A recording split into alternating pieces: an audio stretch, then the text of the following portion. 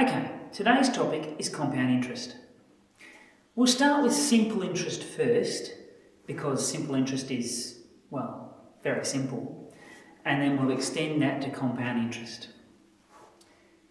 Here's my context problem. Calculate the future value of an investment of $1,000 at 10% per annum for 3 years, with interest paid at the end of each year.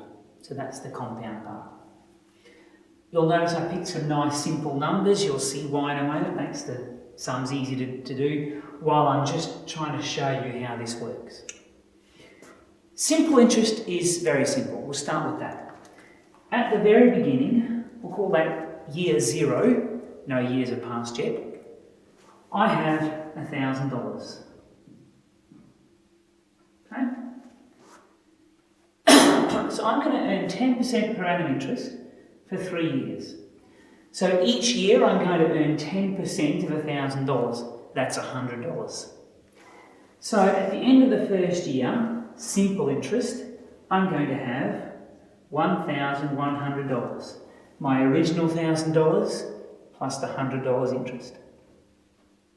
Then the next year, the second year, because it's simple interest, the amount of interest I earn each year doesn't change.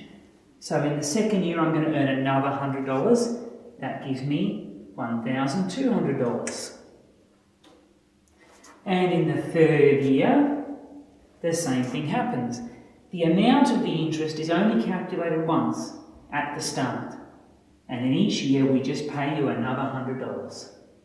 Another 10%. Very straightforward. But apart from a few special cases, bonds and debentures and term deposits, those are simple interest. But most normal bank accounts are actually compound interest. You see, the bank doesn't want to say, oh, how much did they have at the start? And no, they don't want to remember all that. They just want to know what's your balance right now when I'm calculating the interest. So what they do is they do compound interest. And so at the start, I have $1,000, same as before. In the first year, my balance is $1,000. So I'm going to earn 10% on $1,000, which is $100. So at the end of the first year, I actually have the same amount. Nothing's different. But in the second year, something's different. In the second year, with compound interest, the interest I earn is calculated on the balance at the start of that second year. Not the balance at the very beginning, the balance at the start of that year. This interest has actually been paid and credited, and we're going to calculate the interest on that based on the new amount, which is $1,100. So 10% of $1,100 is $110. So the amount I have at the end is $1,210. My original $1,100 plus another $110. Notice. Okay, in the third year, it happens again. With compound interest, the interest is calculated based on the balance at the start of the third year. So I have $1,210. I'm going to earn 10% interest. Well, 10% of this is $121. Notice the interest here was 100, interest here was 110, interest here is 121, leaving me with $1,331. Look at the difference for using compound interest.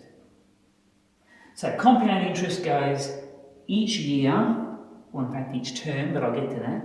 Each year we're going to recalculate the interest based on the amount I had at the start of that year, not the amount I had at the very beginning, like simple interest. So here the interest is based on this amount, not the original. Whereas here for simple interest, the interest is still based on the original amount. Pretty clear? I hope so. But that would be a real pain to have to do each and every time, wouldn't it? Wouldn't it be nice if there was a formula, a simple formula I could use? You know what? There is. Okay. So I'm starting with my $1,000, okay? in the first year, my new amount is whatever I started with. Actually, I might write that slightly differently. I might go, amount in the first year is the principal, whatever I'm starting with, multiplied by 110%, that's 1.1. And I'm going to try and be consistent to write my percentage amounts as decimals. I'm also doing this by multiplying by 110%, not multiplying by 10% and then adding it on, because I want a single operation for what comes next. Okay, so that was that, which was, actually I'm going to write that slightly differently first. This was 100% plus my interest rate, okay, which was $1,000 times 1.1. You see how I've written that? The 1.1 hasn't changed. It's 100%, which is 1, plus my actual rate, which was 10%, 0.1. That gave me 1100. So, the amount in the second year, heading, hold on. In the second year, the amount in the second year is the principal, but this is actually the amount I had in the first year, times 1 plus the rate. That is, it was 1100 multiplied by 1.1. Okay, but I can actually write this slightly differently. Let me put the number in, 1210. But this 1100, I could have written as 1,000 times 1.1. So it's 1,000 times 1.1 times 1.1, which is the same as, next time I do this, I'm going to leave myself a bit more room, which is the same as the principal times 1 plus, I can't write anything today. Let's try again. The principal times 1 plus r times 1 plus r. Can you see a pattern starting? Let's do the third year. In the third year, this time I'm going to leave myself a bit more room. The third year amount was the amount in the second year multiplied by 1 plus the rate. That is to say, 1210 times 1.1, which is the same, we know the number was 1331. Okay. But this amount, 1210, was this. It was 1,000 times 1.1 times 1.1 times another 1.1. So A2, you see, I can actually write like this. Principal times 1 plus the rate times, got to get the right number of brackets, 1 plus the rate. And I think I need, there we go. Principal times 1 plus r 3 times in the third year. Can you see the pattern? Principal times 1 plus r twice in the second year, once in the first year.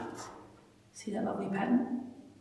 So actually, what it is in any year, I'll leave the last one so you can still see the pattern.